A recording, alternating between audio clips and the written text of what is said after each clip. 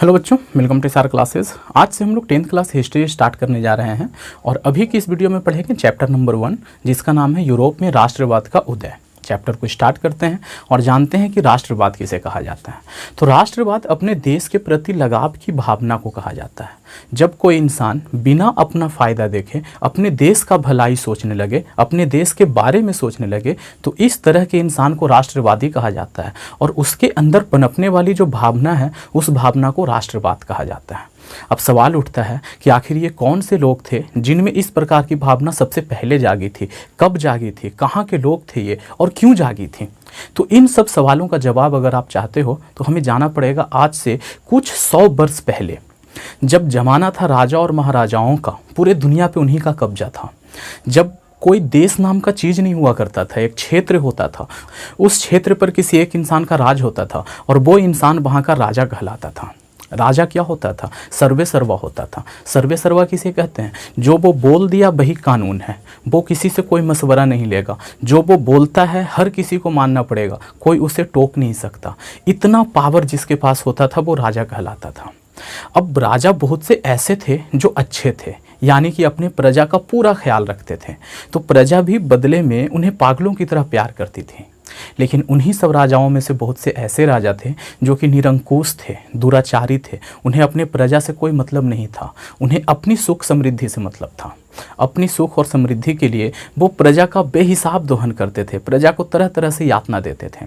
यातना देने का मतलब ये है कि उस पर ज़्यादा से ज़्यादा टैक्स लगा देना, बारिश हो या ना हो, फसल हो या ना हो, उसे टैक्स देना पड़ेगा, और भी तरह तरह से सताते थे प्रजा को। तो प्रजा उनसे त्रस्त आ गई थी और पूरे दुनिया में तकरीबन इसी तरह के राजा का राज्य था। प्रजा कर क्या सकती थी? जैसे आज के डेट में हम लोग क्या करते हैं, हमारे द्वारा चुना गया नेता अगर हमारे लिए काम नहीं करता है तो अगले इलेक्शन में हम लोग वोट नहीं देते उसे, और फिर वो अगली बार चुन करके नहीं आता है, रिप्रेजेंट नहीं करता वो हमको। लेकिन उस ज़माने में ऐसा कुछ नहीं था। अगर राजा खराब है तो आप उसे हटा नहीं सकते, वो जब तक मर न जाए तब तक राजा रहेगा। मरने के बाद क्या संकट दूर हो गया? बिल्कुल नहीं, अब उसका बेटा राजा बनेगा। ऐसा था, मतलब आप चुन नहीं सकते अपना प्रतिनिधि, आप अपना राजा खुद नहीं चुन सकते। राजा के पास जन्मसिद्ध अधिकार है कि उसका बेटा ही राजा बनेगा। अब चाहे वो बेटा कितना ही अयोग्य क्यों ना हो, कितना ही निरंकुश, कितना ही दुराचारी क्यों ना हो, वही राजा बनेगा और आप उसे झेलिए। इस तरह का शासन व्यवस्था था जमाने में। तो लोगों में एक असंतोष था, लोगों में गुस्सा था, लोग चाहते थे कि हम जो ये व्यवस्था है उसे बदल दें। ऐसा ही एक व्यवस्था था फ्रांस में। फ्रांस में एक राजा था जिसका नाम था लुई 16वां। वो बुर्बो राजवंश से आता था। राजवंश किसे कहते हैं? जैसे यहाँ पे मुगल आए, मुगलों ने क्या किया, अपना सल्तनत कायम किया और अपने राजवंश का एक नाम रखा, मुगल नाम रखा, है ना। बाबर आया था, उसने अपने राजवंश का नाम क्या रखा? मुगल रखा। उसी तरीके से फ्रांस में एक राजवंश था जिसका नाम था बुर्बो, और उसके बहुत से राजा ने फ्रांस पे राज किया था। राज करते करते लुई नाम का राजा था, वहाँ 16वां था वो, ठीक है। तो उसका राज चल रहा था, बड़ा निरंकुश था, बड़ा दुराचारी था, लोग परेशान थे, लोगों में बहुत गुस्सा था और लोग थोड़े से अक्लमंद भी हो गए थे। अब अक्लमंद क्यों हो गए थे ये हम लोग अगले टॉपिक में पढ़ेंगे। फिलहाल इतना जान लीजिए कि अक्लमंद हो गए थे और लोग धीरे धीरे एकजुट होने लगे। और जब एकजुट होकर के अपने देश के बारे में सोचने लगे कोई इंसान, तो क्या कहते हैं कि राष्ट्रवाद की भावना जाग रही है उसके अंदर। तो लोगों में राष्ट्रवाद की भावना जागने लगी। तो हम लोगों ने जाना कि सबसे पहले जो राष्ट्रवाद की भावना जागी थी वो कहाँ जागी थी? यूरोप में जागी थी। और यूरोप में भी कहाँ जागी थी? फ्रांस में जागी थी, ठीक है जी। तो फ्रांस का जो क्रांति हुआ था 1789 ईस्वी में, डेट याद रखिएगा, इसी क्रांति को राष्ट्रवाद का जन्मदाता माना जाता है। लोग कहते हैं कि राष्ट्रवाद का जन्म जो है वो यहीं से हुआ है। ऐसा नहीं कि राष्ट्रवाद इससे पहले था, नहीं था, लेकिन पूरी दुनिया के सामने एक ज्वलंत उदाहरण बनकर के पहली बार 1789 के ये जो क्रांति हुआ था फ्रांस में, उस क्रांति के बाद आया था। इतना हम लोगों ने समझ लिया। 1789 में वहाँ क्रांति हुआ था, वहाँ से राष्ट्रवाद का उदय हुआ, ठीक है जी। अब देखिए कारण क्या था। कारण बताया कि जो राजा थे वो दुराचारी थे, तो पब्लिक में ये था, गुस्सा था। सबसे पहले कहाँ हुआ ये राष्ट्रवाद? तो फ्रांस में हुआ। कब हुआ? 1789 का जो वहाँ पे क्रांति हुआ था, उस क्रांति में राष्ट्रवाद सामने निकल करके आया। अब हम लोग पढ़ेंगे फ्रांस में राष्ट्रवाद। तो फ्रांस में राष्ट्रवाद क्या है भाई? 1789 की क्रांति को ही क्या कहा जाता है? फ्रांस में राष्ट्रवाद का उदय कहा जाता है। उस जमाने में जैसा कि मैंने बताया, बुर्बो राजवंश का राज था और उसका राजा लुई 16वां वहाँ का शासक था। ये शासन कर रहा था, बड़ा दुराचारी था, पब्लिक से कोई ज़्यादा मतलब नहीं था, तानाशाही था इसका। तानाशाही किसे कहते हैं बच्चे? मतलब अपना बात मनवाना, पब्लिक का कुछ नहीं सुनना, जो ये बोलेगा वही सही है और आपको उसको मानना है, ऐसा वहाँ पे शासन चल रहा था। तो लोगों ने क्या किया? इसका अपोज किया, इसके विरुद्ध लड़ाइयाँ लड़ी, बहुत लड़ाई हुआ। वो सारा कुछ लड़ाई हम लोग आगे देखेंगे और फिर इसका तानाशाही समाप्त हो गया और समाप्त होने के बाद पब्लिक के द्वारा चुना गया प्रतिनिधि वहाँ पे राज करने लगा। ठीक है बच्चों, तो क्या तानाशाही इतना आसानी से समाप्त हो गया था? नहीं, लंबी लड़ाई लड़नी पड़ी। उस लड़ाई के दौरान लोगों ने कई तरह के काम किए। सबसे पहले तो एकजुटता लाना था। ठीक है जी, तो मैंने यहाँ पे लिखा है कि क्रांति के समय किए गए कार्य। तो सबसे पहला कार्य लोगों ने क्या किया था? सामूहिक भावना बढ़ाने का प्रयास किया था। सामूहिक भावना मतलब एक दूसरे से प्यार मोहब्बत बढ़ाने का प्रयास किया। प्यार मोहब्बत बढ़ेगा कैसे? कोई एक ऐसा कॉमन चीज़ लेके आइए जिससे हमें भी मोहब्बत हो, सामने वाले को भी मोहब्बत हो, और दोनों उस चीज़ के लिए मिल के लड़ना स्टार्ट कर दें, तो सामूहिक भावना का विकास होगा। ठीक है, तो यहाँ पे क्या हुआ? फ्रांस के लोगों ने क्या कहा कि फ्रांस की धरती जो है वो हमारी धरती है, हम यहाँ के बेटे हैं, ये हमारी पितृभूमि है। पितृभूमि मतलब हमारे बाप दादा का ज़मीन है, हम इसे छुड़ा के रहेंगे इस राजा से। अब जब बात आया ना, इस तरीके की जोशीली बातें जब हुई तो लोग धीरे धीरे इकट्ठा होने लगे। सब कह रहे थे अरे ये तो मेरा भी पितृभूमि है, हम भी लड़ेंगे। ठीक है जी, तो इस तरीके से वहाँ पे नारा दिया गया कि ये हमारा पितृभूमि है, हम यहाँ के नागरिक हैं। इस तरीके का नारा दिया गया और एक नया झंडा बनाया गया। जैसे कि फ्रांस जो था वो कई कबीलों में बटा हुआ था, कबीला कस्बा जो कहना है वो कह लीजिए, और हर कबीले का, हर कस्बा का अलग अलग झंडा होता था।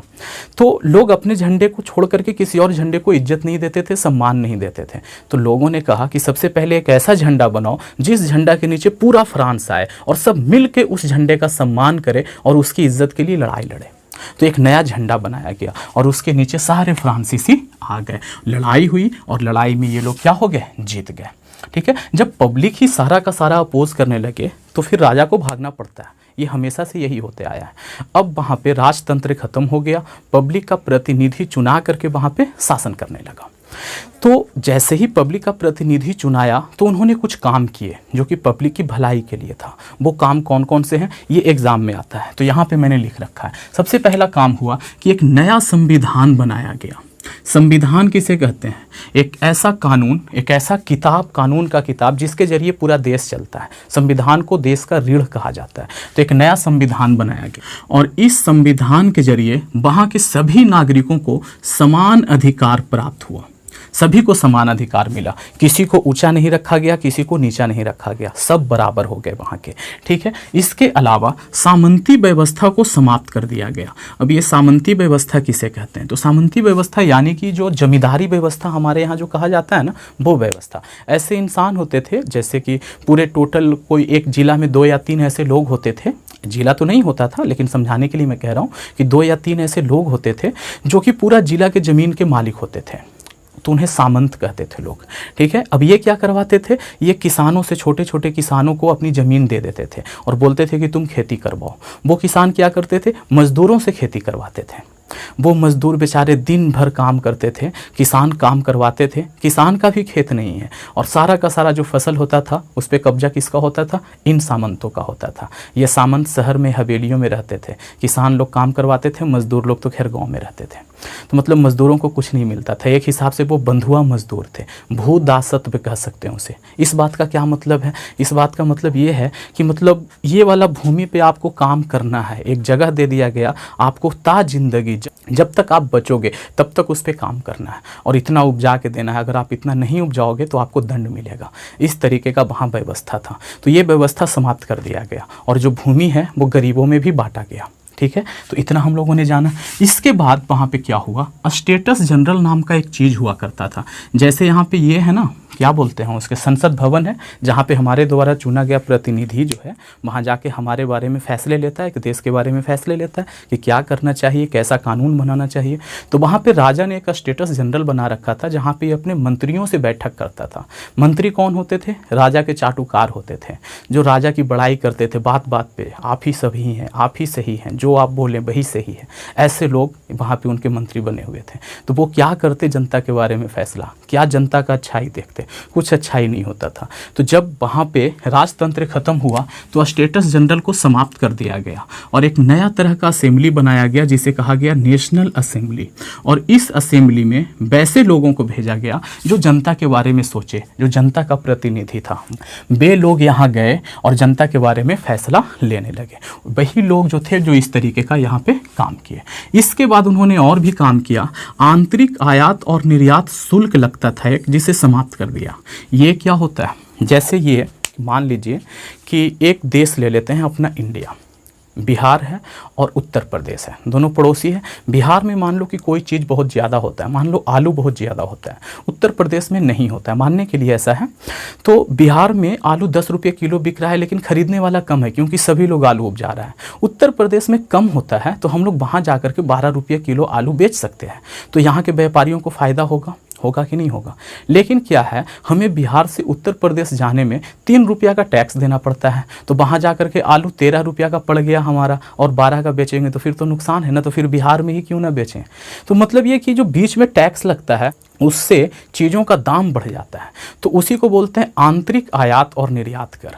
तो वहाँ पे ऐसे ही लगता था, जिससे व्यापारियों को बड़ा दिक्कत होता था। तो ये वाला कर समाप्त कर दिया गया। इसके अलावा नाप तौल की एक नई पद्धति बनाई गई। नई पद्धति का क्या मतलब है कि एक तरह का बाट बनाया गया, बटखारा बनाया गया, कि सभी एक ही तरह के बटखारा से तौलेंगे। ऐसा ना हो कि कहीं 1 केजी का बटखारा हो, कहीं 900 ग्राम का बटखारा हो, नहीं, सब पूरे फ्रांस में एक ही तरह का बटखारा चलेगा। तो नया पद्धति बनाया गया। इसके अलावा एक समान कर लगाया गया। टैक्स सबको एक तरह देना है, किसी को ना कम देना है ना ही किसी को ज़्यादा देना है। और क्षेत्रीय भाषा को समाप्त कर दिया गया। जैसे मतलब अलग अलग क्षेत्रों में अलग अलग भाषा बोला जाता था। आज इंडिया में ही ले लो, बंगाल में बंगाली बोलते हैं, वहाँ अगर उड़ीसा में चला जाए तो उड़िया बोलते हैं, है ना। बिहार के बहुत सारे हिस्से में भोजपुरी बोली जाती है, उत्तर प्रदेश के बहुत सारे हिस्से में भोजपुरी बोली जाती है। तो सभी भाषा को लेते हुए भी एक ऐसा भाषा है जो कि राष्ट्रीय भाषा है, और वो क्या है? हिंदी। उसी तरीके से वहाँ क्षेत्रीय भाषा को दबा करके वहाँ पे फ्रेंच भाषा को राष्ट्रीय भाषा घोषित कर दिया गया, और लोगों से कहा गया कि आप बातचीत इसी भाषा में करें, इससे मतलब अपनापन का एहसास होता है। तो लोगों ने इस बात को पकड़ा और वो लोग फ्रेंच में बात करने लगे, और फ्रेंच वहाँ का क्या हो गया? राष्ट्रीय भाषा हो गया। और एक राष्ट्रगान वहाँ के लोगों ने बनाया। राष्ट्रगान क्या था? मर्सिले नाम का एक गीत था। ये कैसा गीत था? तो ये सैनिक लोग जब लड़ने जाते थे तो अपना हौसला और जोश बढ़ाने के लिए गाते थे। काफ़ी जोशीला गीत है ये। यही गीत धीरे धीरे वहाँ का राष्ट्रगान बन गया। ठीक है। इसके अलावा 1793 में, यानी क्रांति के ठीक 4 साल बाद, लुई 16वां को सार्वजनिक रूप से गिलोटिन पे चढ़ा करके फांसी दे दिया गया, और कुछ समय के बाद इसकी पत्नी को भी फांसी पे लटका दिया गया। और इस तरीके से इस पूरे चैप्टर को यहाँ पे क्लोज कर दिया गया। इतना जान लिया। जब ये सब कुछ हो रहा था, फ्रांस में सारा कुछ अच्छा अच्छा घट रहा था, तभी एक इंसान का धीरे धीरे पूरे फ्रांस पे प्रभाव पड़ रहा था। पहले वो इंसान एक सैनिक था, लेकिन धीरे धीरे वो अपना प्रभाव बढ़ाते बढ़ाते बढ़ाते बढ़ाते फ्रांस का सर्वे सर्वा बनने लगा। सर्वे सर्वा का मतलब कि मालिक बनने लगा। हम बात कर रहे हैं नेपोलियन बोनापार्ट का। ये कौन था, कहाँ से आया, ये सब कुछ आपके सिलेबस में नहीं पढ़ना है, क्योंकि अगर इसके बारे में पढ़ने लगे ना तो पूरी एक मोटी किताब है। पूरा किताब मतलब पढ़ लोगे फिर भी नेपोलियन बोनापार्ट के बारे में पूरा नहीं जान पाओगे। इतना बड़ा हस्ती था ये। छोटा सा आप लोगों को दिया गया है, एक छोटा सा टास्क दिया गया है कि नेपोलियन बोनापार्ट जो है वो कैसे आया, कब आया, और उसने राष्ट्रवाद के प्रसार के लिए क्या क्या काम किया। तो आपको जो पढ़ना है वो ये पढ़ना है कि नेपोलियन ने राष्ट्रवाद के प्रसार में अपना क्या योगदान दिया। तो नेपोलियन जो था वो 1799 ईस्वी में, हाँ 1799 ईस्वी में वो सामने आया, और यहाँ पे एक ये चलता था, डायरेक्टरी चलता था, उसको समाप्त कर कर फ्रांस के सत्ता पर काबिज हो गया। ये डायरेक्टरी क्या है हम लोग आगे देखेंगे। तो डायरेक्टरी को समाप्त करके 1799 में क्या हो गया, वो फ्रांस के सत्ता पे काबिज हो गया। और इससे ठीक 5 साल बाद यानी कि 1804 ईस्वी में वो फ्रांस का सम्राट बन गया। जो फ्रांस राजशाही से ग्रस्त आकर के इतना बड़ा क्रांति किया, राजा को मार पीट करके भगा दिया, वो फ्रांस एक बार फिर से नेपोलियन के अधीन हो गया और वो नेपोलियन वहाँ का क्या बन गया, राजा बन गया। लेकिन ये जो नेपोलियन था वो लुई 16वां के जैसा नहीं था, थोड़ा अच्छा था। थोड़ा अच्छे का मतलब ये है कि उसने बहुत से ऐसे कानून बनाए जो कि पब्लिक की भलाई के लिए था, पब्लिकों को बहुत फ़ायदा हुआ उससे। उसको देख करके फ्रांस के आसपास में जो दूसरे देश थे वो भी प्रभावित होने लगे, वहाँ भी राष्ट्रवाद की भावना भड़कने लगी थी। आखिर वो कौन से ऐसे काम थे जो नेपोलियन ने किया था? तो वो एक कानून बनाया था, उसको बोला जाता है नेपोलियन संहिता, और 1804 ईस्वी में ही वो लागू कर दिया था। क्या था उसमें, हम लोग वही देखते हैं। तो वही कानून के जरिए उसने राष्ट्रवाद का प्रसार किया था। तो अगर आपको सवाल दे दिया जाए कि नेपोलियन ने राष्ट्रवाद के प्रसार के लिए क्या काम किए, तो आपको ये पॉइंट लिखने हैं। कैसे लिखोगे कि नेपोलियन ने राष्ट्रवाद के प्रसार के लिए निम्नलिखित कार्य किए। सबसे पहला काम क्या है कि वो विशेषाधिकार समाप्त कर दिया और आर्थिक असमानता को दूर कर दिया। विशेषाधिकार किसे कहते हैं? तो कुछ ऐसे लोग होते हैं जिनको कुछ विशेष अधिकार प्राप्त होता है, जैसे कि कोई ऐसा जगह जहाँ पे आम इंसान नहीं जा सकता है लेकिन वीआईपी लोग जा सकते हैं, इसको कहा जाता है विशेषाधिकार। तो इस तरीके का विशेषाधिकार वहाँ भी था, उसको नेपोलियन समाप्त कर दिया अपने ये नेपोलियन संहिता के जरिए। कहा कि सब बराबर है, किसी को कोई विशेष अधिकार नहीं मिलेगा। और आर्थिक असमानता मतलब कि जो गरीब था उसको भी कुछ संपत्ति दिया गया, तो वो गरीब नहीं रहा, तो आर्थिक असमानता जो था उसको क्या कर दिया, दूर कर दिया। तो पब्लिक को बहुत फ़ायदा हुआ, पब्लिक बड़ी खुश हुई कि अरे वाह ये तो बहुत अच्छा हुआ। ठीक है जी। दूसरा क्या है, उसने अपने नेपोलियन संहिता के जरिए एक कानून बनाया और उसमें कहा गया कि सब समान है। कानून के नज़र में, कानून के समझ सबको बराबरी का अधिकार दिया। मतलब ये कि अगर कोई बड़ा इंसान कोई क्राइम करता है और कोई छोटा इंसान, गरीब इंसान वही क्राइम करता है, तो दोनों को समान सज़ा मिलेगा। ऐसा ना हो कि छोटे इंसान को, गरीब इंसान को बड़ा कड़ा सज़ा दिया जाए और जो बड़ा इंसान है उसको माफ़ कर दिया जाए। ऐसा नहीं है, दोनों को बराबर माना गया और दोनों को बराबर ही सज़ा दिया जाने लगा। तो कानून के समझ सबको बराबर कर दिया गया। इसके अलावा उसने और क्या काम किए? यातायात का साधन अच्छा किया और संचार व्यवस्था में सुधार किया। यातायात मतलब कि सड़कें बनवाई, संचार व्यवस्था मतलब कि चिट्ठी वगैरह को एक जगह से दूसरा जगह पहुंचाए जाने का व्यवस्था चालू किया। ठीक है, तो इतना काम किया। इसके अलावा एक समान शुल्क लगाया। ना तो ऐसा कि भाई उत्तर प्रदेश में शुल्क ज़्यादा है किसी चीज़ पे, चीनी पे वहाँ पे 10% टैक्स लग रहा है और बिहार में 8% लग रहा है, दिल्ली में 12% लग रहा है। तो ऐसा नहीं है, चीनी पे हर जगह समान शुल्क लगेगा। तो एक समान शुल्क लगाया, समान नाप तोल का प्रणाली लगाया और एक ही मुद्रा लगाया। हर जगह एक ही मुद्रा का प्रचलन कर दिया। इससे क्या हो गया, देश संगठित हो गया। जैसे देखो, अगर हम मान लो हिंदी बोलते हैं, आप ऐसा करो, आप विदेश चले जाओ, इंडिया से बाहर चले जाओ, वहाँ जाओगे तो 2 ऐसे लोग आपको मिले जो कि तमिल बोलते हो और 3 ऐसे लोग आपको मिले जो कि हिंदी बोलते हो, आप ऑटोमेटिक हिंदी बोलने वाले से दोस्ती कर लोगे। क्यों भाई? क्योंकि हमारा भाषा मिलता है।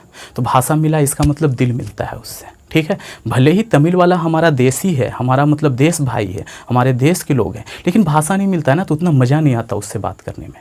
जो हिंदी बोलता है उससे ज़्यादा मज़ा आता है। ठीक है, तो नेपोलियन ने यही किया कि एक समान मुद्रा चलाया, जिससे सबको क्या लगे कि हम पूरे फ्रांस में सब भाई भाई हैं, ऐसा हो। समान भाषा चलाया जिससे सारे फ्रांसीसी एक भाषा में बन जाए। तो मतलब फ्रांसीसी लोगों को एक साथ लाने के लिए उसने तरह तरह के काम किए, और एक साथ आना ही क्या कहलाता है, राष्ट्रवाद कहलाता है। इसके अलावा उसने और भी बहुत सारे काम किए, जैसे कि जो वहाँ के विद्वान थे, जो स्वतंत्रता सेनानी थे, स्वतंत्रता सेनानी तो नहीं कह सकते हैं कि जो राष्ट्रवादी थे, उन लोगों को सम्मानित करना चालू किया कि भाई तुम लोगों ने देश के लिए बहुत काम किया है, आपको ये सम्मान दिया जाता है। तो बाकी लोग उनको देख करके, उस सम्मान को देख करके उसके दिल में भी जागा कि हम भी अपने देश के लिए कुछ करें। तो इस तरह से राष्ट्रवाद का भावना धीरे धीरे भड़कता चला गया और पूरे फ्रांस पे इस नेपोलियन का कब्जा हो गया। नेपोलियन ने फ्रांस पे कब्जा करने के बाद ये सोचा कि फ्रांस के लोगों को भगवान ये पावर दे करके भेजा है कि और जगह में भी सुधार लाए, यानी कि पूरे यूरोप में सुधार लाए। ऐसा इसका नेपोलियन का कहना था। और उसने इस काम को पूरा करने के लिए, यानी कि यूरोप के अन्य भागों में राष्ट्रवाद का प्रचार करने के लिए दूसरे दूसरे देशों पे आक्रमण कर दिया जहाँ पे राजशाही था, राजा का शासन था। सबसे पहले वो ऑस्ट्रिया से लड़ा, इटली के कुछ भूभाग पे कब्जा कर लिया, रूस को भी हराया, इंग्लैंड से भी लड़ गया। मतलब पूरे यूरोप में उसने हलचल मचा दिया और तकरीबन पूरे यूरोप पे वो कब्जा भी कर लिया था। मतलब ये एक ऐसा इंसान था जो कभी हारा नहीं। इसका जो डिक्शनरी था उसमें इम्पॉसिबल नाम का शब्द नहीं था। कुछ लोग कहते हैं ना कि अरे ये नहीं होगा, ये बड़ा भारी काम है। ये कहता था कि अगर काम है तो होगा, कोई भारी नहीं है, बस करने वाला में जुनून होना चाहिए। ऐसा इंसान था नेपोलियन। तो मतलब इसने बहुत सारे काम किए। बहुत से देशों में राष्ट्रवाद कैसे पनपा इसके जरिए। और भी मैं एक बात बताता हूँ कि और किस तरीके से राष्ट्रवाद को बढ़ाया। जैसे कि मान लो इसका पड़ोसी था, फ्रांस का पड़ोसी था, मान लो क्या वो है ही इटली। तो इटली के लोग भी अपने राजा से परेशान थे। तो वहाँ के लोगों ने जब ये नेपोलियन वहाँ गया तो इसका स्वागत किया कि आइए, आप आइए और हमारे यहाँ भी इसी तरीके का कानून लागू कीजिए ताकि हम लोग भी अच्छे से जी सकें। तो वहाँ के लोगों में प्यार का भावना बढ़ा कि नहीं, एक दूसरे के प्रति प्यार का भावना बढ़ा। इसका सम्मान किया, इसको बुलाया अपने अंदर। लेकिन हाँ, कुछ दिनों के बाद थोड़े से हालात चेंज हुए, उनको समझ में आया कि ये तो बड़ा गलत हो रहा है, नेपोलियन इतना भी अच्छा नहीं है जितना हम लोग मान रहे थे। जर्मनी में भी यही हुआ और देशों में भी यही हुआ ये कि पहले वहाँ उसका खुद का राजा, जैसे हमारे इंडिया में राजा था तो कहाँ का था, इंडिया का ही था, कहीं बाहर का तो नहीं था ना। तो इंडिया का राजा राज करता था, हमें सताए जो भी करे तो लगता था चलो देश का आदमी सता रहा है। लेकिन कोई बाहरी आदमी अगर आके वही काम करने लगे, हमें सताने लगे तो बुरा मान जाते हैं। हम अपने छोटे भाई को खुद मार सकते हैं, कोई और मारे दिक्कत हो जाएगा, है ना। तो यही वाला बात था। तो वहाँ इटली का, जर्मनी का लोग देखा कि पहले हमारा खुद का राजा, हमारा भाई बंधु हम पे राज करता था, हमें जो भी जैसे भी परेशानी देता था चलो कोई नहीं, लेकिन हमारा अपना आदमी था। अब ये फ्रांसीसी लोग, फ्रेंच लोग आया और हम पे शासन कर रहा है, तो ये तो बड़ा गलत बात है। तो उन लोगों ने ये सोचना स्टार्ट किया कि हम लोग किसी भी तरीके से ये फ्रेंच लोगों को भगा दें। तो एक अकेला इंसान तो भगा नहीं सकता है, लोग इकट्ठा होने लगा। नेपोलियन के विरुद्ध क्या होने लगा, यूनिटी बनने लगा लोगों में। और जब यूनिटी बने और देश के बारे में कोई इंसान सोचे, यानी कि उसके अंदर राष्ट्रवाद की भावना पनप रही है। ठीक है, तो नेपोलियन के डर से बहुत से लोगों में, बहुत से देशों में राष्ट्रवाद का भावना पनपा कि नेपोलियन हमारे यहाँ अधिकार न कर ले, हमारे यहाँ कब्जा न कर ले। इसके लिए वो लोग यूनाइट होने लगे। जैसे जर्मनी जो था वो तकरीबन 40 छोटे छोटे क्षेत्रों में बटा हुआ था। वो 40 आपस में लड़ते रहते थे। जब बात आया नेपोलियन आ रहा है कब्जा करने, तो वो 40 एक हो गए। तो राष्ट्रवाद का भावना पनपा कि नहीं पनपा। तो इस तरीके से नेपोलियन ने राष्ट्रवाद के प्रसार में अपना बहुत लंबा चौड़ा योगदान दिया। तो नेपोलियन तो बड़ा अच्छा आदमी है, तो ऐसा नहीं है।